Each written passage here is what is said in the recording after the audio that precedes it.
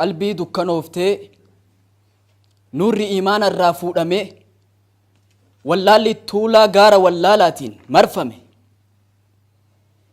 raaree gammoojjii da'waa osoo namni tokkochummaa rabbii labsu luka isaatiin bakka san hin dhaabbatin ka qabu yaabbatee makiinaa isaatiin gammoojjiin dhaabbatin bakka san namni sun hin ga'in sagaleen teessan dura geette. Allahu akbar. yoo asii achi gallaalu Hassan ibn Thabitiin qalbiin na yaaddi. yoo asiin achi gallaalu Abdullah ibn Rawaha qalbiin na yaaddi.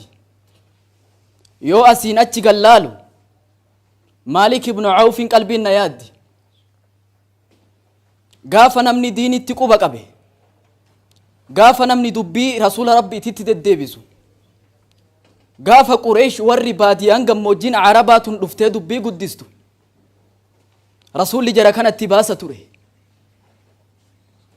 namni gaafa waa walitti qindeessuuf waa walitti qabee dubbii akkasitti deemu gaafa namni diin kanatti mala baasuuf gaafa namni diin kanatti karoora baasullee diin kana firraa aduwwii firraa deemsisuuf nama diin kana malatti baase firraa deemsisuuf firraa dhorguuf isiniin kun bakka akkasiitiin ni maltan jedhee yaada. walgayni arraa kun walgaya zuuraa isii marfamee maleeykan nu marsitee dubbata kenna fil malee ilaalatti dubbatamu rabbinu haa taasisu. caalimni tokko waggaa 1330 takka dhalate. isaa xiqqaa abbaan irraa du'e haadhatu guddise. waggaa 16 gaafa ga'u ijatu dhukkube. waggaa 20 gaafa ga'u baay'inaan hin argu jedhan. waggaa 24 marti irraa dhaamte. waggaa 25 haadhatu irraa du'e.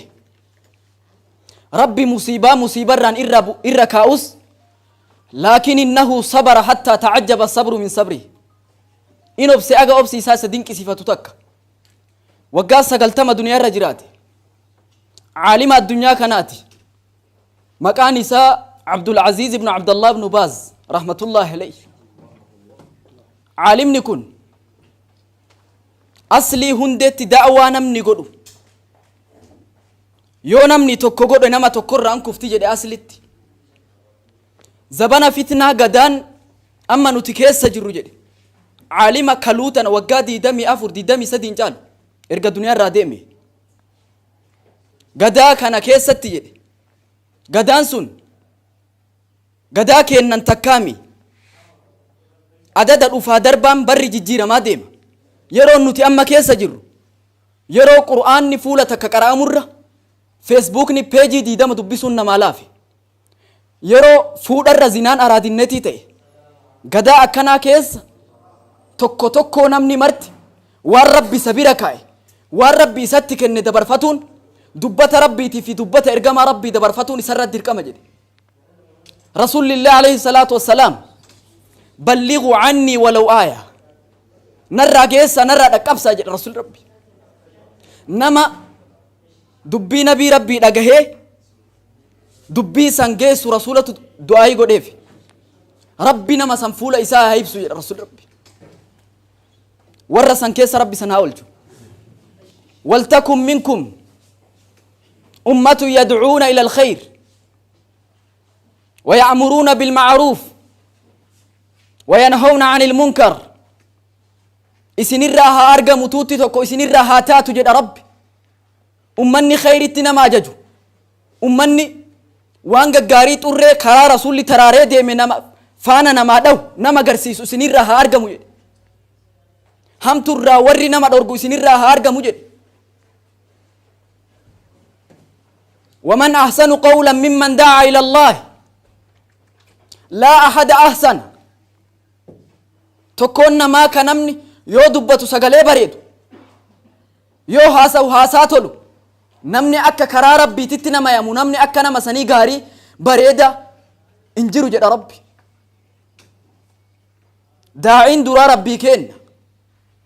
والله يدعو إلى دار السلام rabbi gara ganda nagayaa ganda wacaa fi waciin hin jirre ganda xaaxaan hin jirre rabbi achitti nu yaama da'awaan jedhe aalimni tokko waggaa 505 dhalate waggaa 89 jiraate عالم الدنيا كناتي عبد الرحمن بن الجوزي رحمة الله عليه دعوان ميسجي تكي إرقات آليا ربي جبريل تكني أنبيوتا أصدور درب مرة تكن وظيفة أنبيوتات سبيل مرسلتوتا تجد ابن الجوزي رحمة الله عليه أما نمني نبيين تكالو فيه أمة التداوى قد انجروا أمة وامنجروا رسولي كنما ربي سبيركاي والربي ستي كن بكانغ هديم أكاسما صحابانيس بكانغ هني ديمن نمني بقى أمانا كان يردسه أنا أفسيكو بكوات نبيرة تيردت ماله بكانغ هديم جر كناف يرون نتي أما كيس جرو زبانا الربوداتي زبانا ilmi namaa daawwatti ajamu qajeelfama rabbii fi ergamaa isaatti ajamu yeroo akkasii keessa jirra yeroo akkanaa kana keessatti aduwwiin takki xilaatni diinii kanaa rafaan jiru namuma diin kana deemu namuma diin kana geessutu rafaa jira waan dhageessan waan beeytu waan sibira kaa'e rabbi namni waan harkaa qabu darbe maaliin jedhamu jedhan sodaataan jedhamu jedhan kanaaf kennama rabbi sibira kaa'e diin kanaan tajaajiluuf waan rabbi sibira kaa'e geessuuf isinitti amaanaa haa taatu maanguddicha tokkotu ulee dhadhaabataa dhufe imaama masjida salaachisuu jiru salaatee geessee imaama mihraabatti itti dhaqe yabni awsiinii jedhe naadhaami dubbii takka naa himi ka yoo qabadhetti fayyadamuu danda'u na tajaajiluu danda'u jiruu kiyya na mi'eessuu danda'u meenatti himi jedhe yeroo kana imaamni kun uf keessa cinqame jedhe namtichi kun maanguddoodha afaan qabrii jala jira maaluma dhaamaf maaluma itti hima hin cinqame imaamni yeroo kana dubbiin tokko afaan na dhufte jedhe dubbiin afaan na dhufte hadiisa rasuula rabbi sallallahu alaihi wasallam maal jedha kalimataani خفيفتان على اللسان ثقيلتان في الميزان حبيبتان إلى الرحمن سبحان الله وبحمده سبحان الله العظيم جتشا كان ناقبت دوبيني جدين من قدتش دبيتنا دقه أولاد الدابتا من التقل يرو إني من دفو هاتي من إسات دفت يا هذا من كيا كلمتان دعوة من الرأي قال اتيمي هادت يو إن كان ما تتيمي alatti gadi bayi ulee dhadhaabataan mallee maanguddoodha hiriyaan isaa tokko bira dhufe yaa boo kalimataan nama bira gahe mara dubbii tana himaa jira hiriyaa isaatti dhaammate warra ollaa isaa yaa warra ollaa kennaa kalimataan dubbii tana hima ibse osoo deemu namni kun lafa dhahee dhiigni mataatti faca'ee jedhan rabbi sanaa baraatu silaa munshidoonni aamiin hin beeytan aamiin yeroo kana mana hakimaa fidan yeroo mana hakimaa fidan kana nama kana yaalanii xiqqo bayfate jedhan yoo bayfatu doktora of gubbaatti arge yaa doktor kalimataan khafiifataan doktora alleetti dhaammate mon dhamman umrii isaa osoo hadiisa kana barsiisu qabrii gale geesse mon geessine narraa geessaa jedha rasuul rabbi kanaaf yeroo nuti amma keessa jirru yeroo akkasiiti waan rabbi si bira kaa'e firraa kenni firraa darbi akkasuma namni akkuma ustaazni kenna Sheekh Mas'uud jedhan tokkummaan tuni humna gaachana